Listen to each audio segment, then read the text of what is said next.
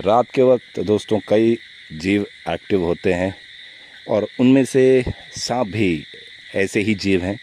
सांपों में जो रातों को सबसे ज़्यादा एक्टिव होता है उसे जनरली लोग बहुत डरते हैं, उससे बहुत ज़्यादा खौफ खाते हैं। और ऐसे ही दो सांपों को आज हमने रेस्क्यू किया है। इत्तेफाकन ये एक ही इलाके में थे, तकरीबन 500 से 700 मीटर का डिस्टेंस था दोनों के बीच में। एक में दोस्तों जो बड़े साइज़ का आपको बॉक्स दिख रहा है, इसमें बैंडेड क्रेट है। ये एक ड्रेनेज एरिया में था और इसने एक चेकर्ड कीलबैक का शिकार किया हुआ है। चेकर्ड कीलबैक का इसने शिकार किया, हमने वेट किया। इसने जैसे ही चेकर्ड कीलबैक को पूरा निगल लिया, उसके बाद हमने इसे डब्बे में डाला और तुरंत ही हम इसे रिलीज़ करने आए हैं। और जिस वक्त हम वहाँ पर थे, लगभग 500-700 मीटर की दूरी पर ही ये हाई स्कूल के आसपास का इलाका है, वहाँ से हमें दूसरा कॉल आता है। ये कॉल जो था ये बैंडेड क्रेट नहीं था दोस्तों, ये कॉमन क्रेट था। तो दोस्तों रात के दोनों ही सांप जो है निशाचर जीव, एक बैंडेड क्रेट एक कॉमन क्रेट हमने रेस्क्यू किए हैं और दोनों को ही हम लगभग नज़दीकी इलाका है, 1 से 2 किलोमीटर दूर का ये इलाका है जहां हम इन्हें अभी रिलीज़ करने आए हुए हैं। तो सबसे पहले हम बैंडेड क्रेट को रिलीज़ करेंगे, जो कि ऑफियोफैगस बिहेवियर आपको दिखाता है। ऑफियोफैगी जो टर्म हम इस्तेमाल करते हैं जनरली ऐसे स्नैक्स के लिए जो सांपों को खाना पसंद करते हैं। और इस बॉक्स को हम धीरे से खोल देंगे और फिर प्रयास हम करेंगे कि क्रेट जो है आराम से बाहर की ओर निकल आए, क्योंकि इसने अभी भोजन किया हुआ है तो ये थोड़ी सी सुस्ती ज़रूर दिखाएगा। हमारा प्रयास रहेगा कि ये आराम से जंगलों में चला जाए और इसका जो मेटाबॉलिज़्म है आराम से इसकी मदद करेगा इस भोजन को पचाने में। आप देख सकते हैं जैसे ही हमने इसे टच किया तो हुक का टेम्परेचर जो है वो बाहरी तापमान के मुकाबले थोड़ा सा कम ज़रूर होगा।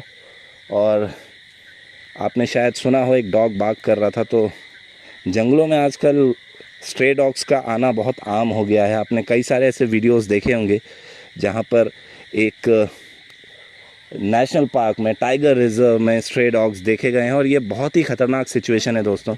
बहरहाल हम बात करते हैं इस बैंडेड क्रेट की, जो कि काफ़ी ज़्यादा वेनेमस होता है, हाईली वेनेमस होता है। हालांकि बाइट रिलेक्टेंट होता है, डोसाइल होता है थोड़ा नेचर में, और बाइट एकदम से करना ये पसंद नहीं करता, क्योंकि कई विशेषज्ञों का ये मानना है कि रेयर फैंग्ड होते हैं और बाइट करने में इन्हें तकलीफ़ होती है, इसलिए होता है ऐसा।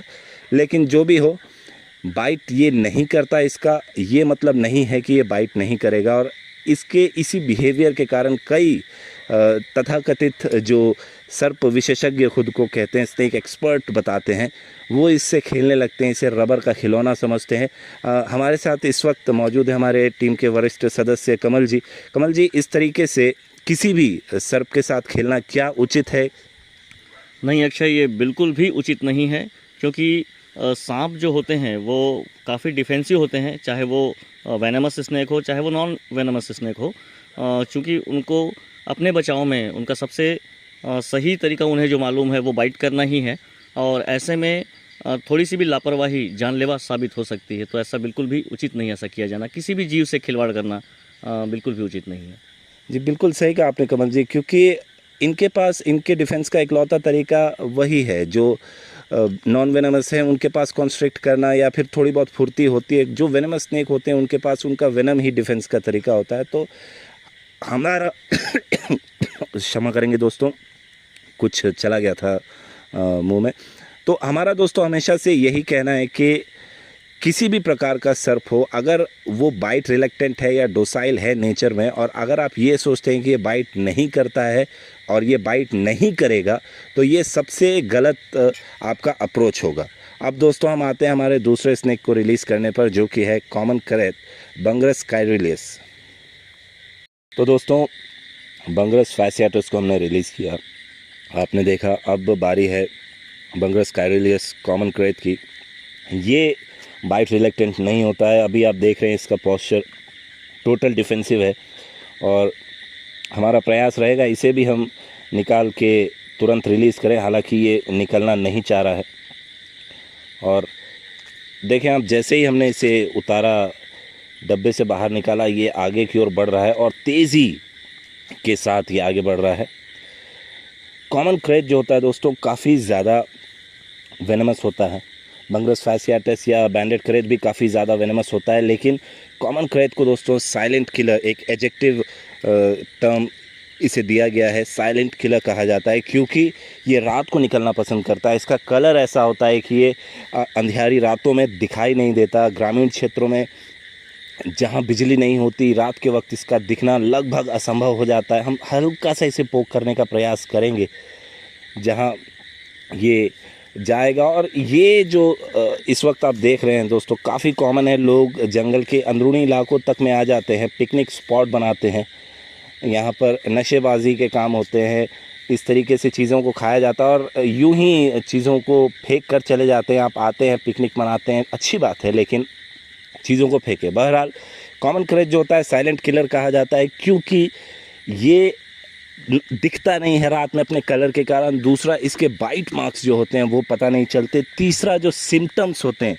वो आम बीमारियों जैसे होते हैं, जैसे जी मिचलाना, पेट में दर्द या मरोड़ उठना, उल्टी आना, इस तरीके के सिम्टम्स होते हैं और लोगों को समझ नहीं आता। इसी बीच एक और जीव जो है वो आपको दिख रहा होगा, तो लोगों को समझ नहीं आता दोस्तों कि क्या एक्चुअल में इसके सिम्टम्स हैं, किस तरीके से ट्रीट किया जाए। और इसी कारण लोगों को जो है, लोगों में एक घबराहट सी होती है कि उन्हें किसी जीव ने काटा है या चूहे ने काटा है या किसी सर्प ने काटा है। कई बार ऐसे केसेस देखे हैं, सुने हैं, जहाँ पर कॉमन क्रेट की बाइट होती है, लेकिन लोगों को कई घंटों तक पता ही नहीं चलता अनटिल एंड अनलेस उन्हें कोई सिम्टम्स दिखाई दे।